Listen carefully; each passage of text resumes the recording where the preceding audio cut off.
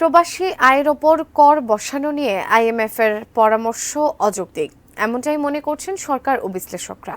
বলছেন কর আরোপ করলে উল্টো রেমিটেন্স প্রবাহ কমবে, বাড়বে হুন্ডি, সেই সাথে চাপে পড়বে রিজার্ভও। তাই করারোপ নয়, বরং উল্টো প্রণোদনা আরও বাড়ানোর পরামর্শ তাদের। আরও জানাচ্ছেন গোলাম কাদের রবু। বাংলাদেশের জন্য ৪৭০ কোটি ডলার ঋণ অনুমোদন করেছে আন্তর্জাতিক মুদ্রা তহবিল বা আইএমএফ। অবশ্য সেক্ষেত্রে কিছু সংস্কারের প্রস্তাবও দিয়েছে সংস্থাটি, যার অংশ হিসেবে রাজস্ব আয় বাড়াতে তাদের পরামর্শ প্রবাসী আয়ের ওপর কর বসানোর। তবে বিশ্লেষকরা বলছেন আইএমএফের এই পরামর্শ গ্রহণযোগ্য নয়, কারণ প্রবাসী আয় এখনও আটকে আছে বছরে ২০ বিলিয়ন ডলারের মধ্যেই। তাছাড়া সম্প্রতি রিজার্ভের পতনও চলছেই। এমন বাস্তবতায় প্রবাসী আয়ের ওপর কর বসানোর বিপক্ষে তারা।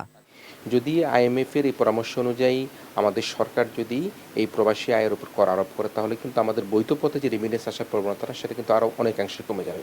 এছাড়াও এই যে প্রবাসী আয়ের উপর কর আরোপ করাটা, সেটা কিন্তু একটা ভীষণ বড় একটা রাজনৈতিক এবং অর্থনৈতিক সিদ্ধান্ত। কারণ যারা বিদেশে থাকে, এই প্রত্যেকটি ব্যক্তিরই পরিবারে ৫, ৭, ৮, ১০ জন করে সদস্য রয়েছে, তার উপর ডিপেন্ডেন্ট, এবং এখানে একটা ভোটের রাজনীতির ব্যাপার আছে।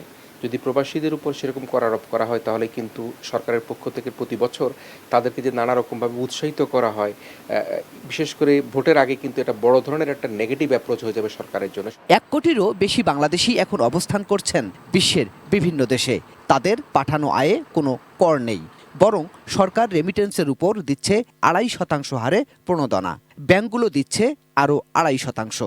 বিশেষজ্ঞরা পরামর্শ দিচ্ছেন সরকারের দেয়া এই প্রণোদনা আরও বাড়ানোর। আমরা মনে করি যে আসন্ন যে বাজেট, সে বাজেটে ৫% কমপক্ষে সরকারের পক্ষ থেকে সরাসরি প্রণোদনা দেওয়া যায় কিনা, সেই বিষয়টি কিন্তু চিন্তা ভাবনা করবার জন্য আমরা সরকারকে অনুরোধ করছি।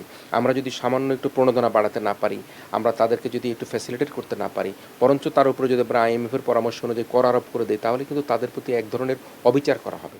প্রবাসী আয়ে কর বসানোকে এই মুহূর্তে সঠিক মনে করছে না সরকারও, উল্টো প্রবাসী আয় বাড়ানোর উপরই গুরুত্ব দিচ্ছে।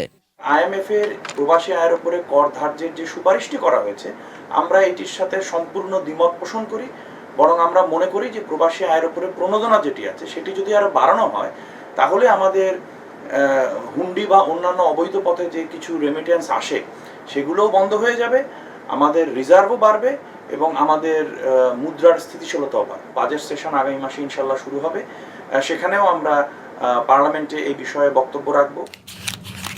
রেমিটেন্স পাঠানো আরও সহজ করতে সরকার উদ্যোগ নিচ্ছে বলেও জানান parliamentary caucus of migration and ডেভেলপমেন্টের এই চেয়ারম্যান। রেমিটেন্স আনয়নকারী যে ব্যাংক গোলাম কাদের রবু, এটিএন নিউজ, ঢাকা।